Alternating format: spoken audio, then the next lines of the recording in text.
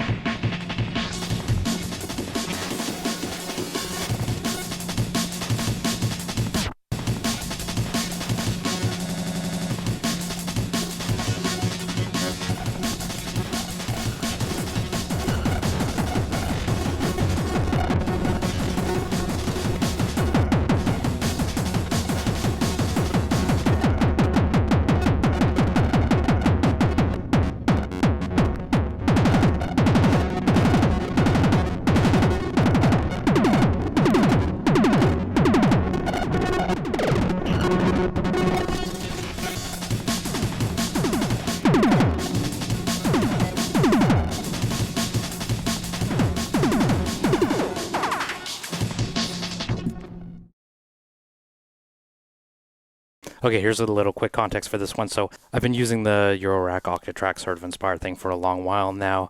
I have always been making changes to it constantly, but I think now's a good time to talk about it because I've been preparing for it in earnest for a big show I have next month, big being I'm playing for an hour, and I need to fill a lot of time with different things. So I don't know if I should say that's created a vacuum. Maybe it's been the impetus, I guess is the word, for making changes to the EuroTrack. Now, a couple things have changed. Biggest one being the blue boxes in here, and I know this is some of the first I've ever talked about this, but we're going to get into here, make some comparisons to the Octatrack and forward. So for context, I have that big show next month. However, tomorrow somebody dropped out of the Vancouver Synth Meet, which I've played previously, and I'm going to backfill for them. So what better time to put this through the ringer than on less than 24 hours notice. So what you have here going on basically, I did have the Octatrack previously in hopes of doing some of the things that I do on here, but I was never able to get it to work perfectly, and I understand it probably can do what I was hoping to do with it, but I was never able to make it work in a way that I could at least do decently. I did have it going at one point, working, but then I was limited in the amount of songs I could do. Now, I'm not performing any pre-recorded stuff tomorrow, but I'm thinking I am going to at the show next month. So to be specific here, let's go check out number 4 here. So here right now I have a crossfader, which is sort of, if I could point to anything specifically that's very Octatrack-y, that would be it, and its layout. But the specific thing that I was trying to do on the Octatrack when I had it was crossfading between vocal and non-vocal tracks. So I want to run my mic in and then crossfade between just the instrumental and then fade over to the vocal track with the backing track, because there's some parts that I wanted to sing over myself, other parts I don't want to sing over myself at all, or other parts I want only the backing track to go, right? So I could perform this on the fly. Now, I'm not doing any of that in this rig right now, but I'm going to show you what my plan for that is. And the plan for that, and not for tomorrow, is to use the black box, which is a sampler. I think this actually makes it more powerful, at least in the sampling department, than the Octatrack. It's not apples to apples, obviously, but there are some things on here, and my plan is to send instrumental and the full tracks through different outputs. So you get two outputs on here. I'll do it in mono, and I'll run instrumental on one and the vocals on the other, and then I'm going to use not the crossfader for now, but I'm going to use this quadrat to mix between them for now. Now, again, I'm not doing any of this tomorrow, but the plan when that time comes to try and trigger this on the fly is actually to mult the gate output on this FSR. So I'm going to take this, and then I'll be able to trigger two of the same tracks at the same time. And if you go back to that old video that I mentioned, that's what I did on the Bitbox Micro to start my song. It's just come in here, hit tap,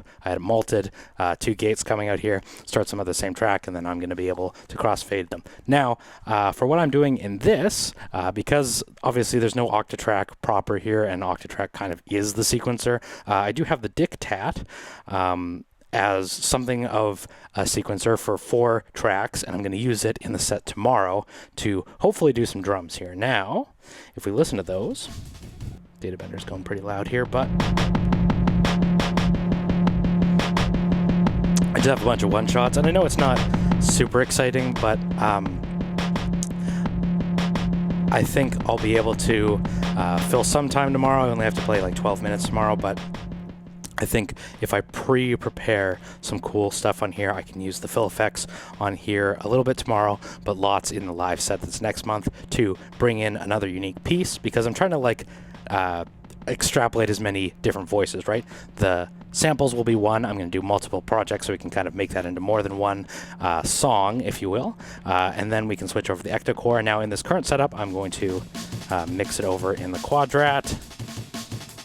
And again, I've always had problems with the Octacore and external syncing, but the one place that I actually want tap tempo, Octacore is going to come in here. So it's not actually synced up to anything else. It is going to be the master clock in this case, because when there's other stuff coming in, I can actually use this as a tap tempo rather than trying to coordinate all these different pieces. It doesn't work perfectly, and I actually, at least with the samples that I have loaded in here and the firmware I have loaded in here, when we skip through sample banks, we get some weird time skipping, like it loses its pace. And I don't know if that's the bank or my firmware or the what, but Octacore problems. That will be going, and it should be synced to other things. So in that intro jam, I was going back and forth between that and the Metal Fetishist. So if we fade over there, it should at least somewhat be on time, right? Now that clock is multed on here, so that will control the Dictat, that will control the data bender, and it's also controlling the performer for some of these clocked effects. Now, that is also crossfaded here, so submix here, crossfade here, just to make it nice and complicated. And that, again, one of those external processing is like a huge thing on the Octatrack that I really like. I have the Metal Fetishist coming into the case I/O here and going out to the Cloverleaf. Now I have some problems with Cloverleaf, and for some reason the left input isn't working, so only working on the right, which is fine. It's in mono anyway, but that is boosting it up to Euro level. Let's go over to our pal, the Metal Fetishist. So that is then going into a DJ filter now. I remember this DJ filter on the FX8 being a lot better than this. I remember really loving it, and I'm not really loving it at this moment, but it is 1U, and the Overseer will not fit, unfortunately. So it is what it is. I love my DJ filters, and this one's all right. I remember thinking this was really good, and I'm not loving it at this moment. I want that real, like, I want that, but more. And it also self-resonate too, which I don't like, because you got to be careful that you want to, like, just drive it up as much as it'll go without self-oscillating. So yeah, for me, for tomorrow, I will remember that his resonance has to be there. The nice thing about this, though, is you can fully bypass it, which you can't always with every stereo DJ filter. So this one, there's no bypass switch, unfortunately, but you do get the ability to do it like this. And then I also threw a couple other firmwares on here just so I can confuse myself later. There is this reverb. This is Lo-Fi Junkie, but... And this is an overdrive. The only thing, I don't know if it's the reverb or what, but I feel like when I'm blending this in, I get a little bit of like phase mod sound. Anyway, we're going to stick to the DJ filter probably for both of those sets, but they are on there. And then the another thing that I am planning to do is if I can figure out the effects sends for the data bender in a way that I can perform. I was messing with it, and you can get it to work, but you got to use it as its own track if you want to do effects returns, and makes kind of this performative aspect of noodling with the mix knob kind of finicky, because you'd have to go on here and then like pull up that track and spin this, and it's not immediate as like this, which I want to do on stage. So at least for tomorrow, we're going into the data bender, so this whole thing is kind of arranged like a pedal board in a way. Going into the data bender, which is clocked by the Octacore, going into the performer, which again is clocked by the Octacore, and hey, we can even stop it and not stop my voice. Wow, the amazing pieces of the blue box.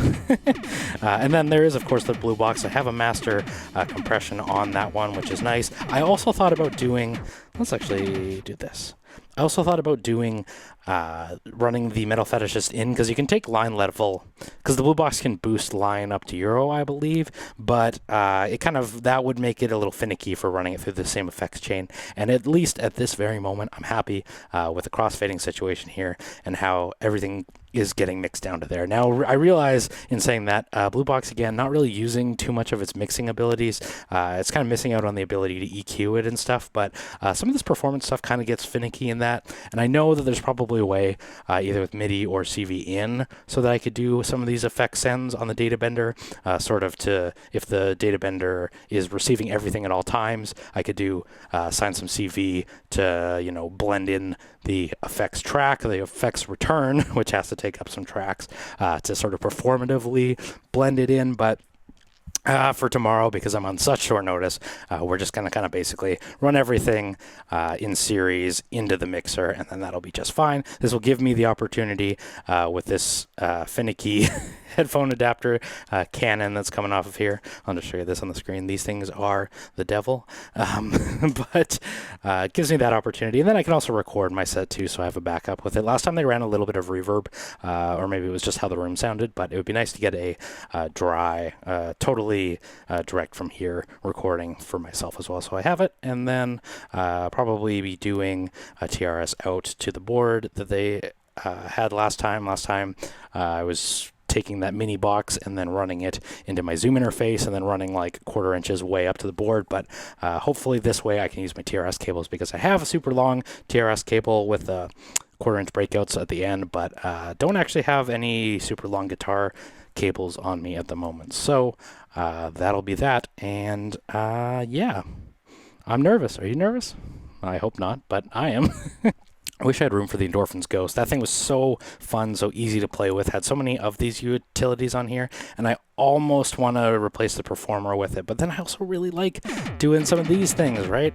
I'm really looking forward to bringing that Metal Fetishist on stage, though, and just noodling with it, because I feel like that's going to be a perfect performance tool, and we're going to have lots of fun with that. So, yeah, sorry for the random last-minute video, but I've been meaning to talk about this one for a long time, and I wanted to ask y'all what you think, if there's any ways I could improve this. If it isn't, if you feel it's not anything like the Octatrack and it's a dumb comparison, let me know too. I'm looking forward to putting this one in these two shows, and I'll keep you posted on what changes happen along the way. All right, I'm Tafony. Thank you so much for watching. Like, comment, subscribe, do all that crap that YouTube's always on my case but not promoting to you, and I'll see you in the next video. Take care.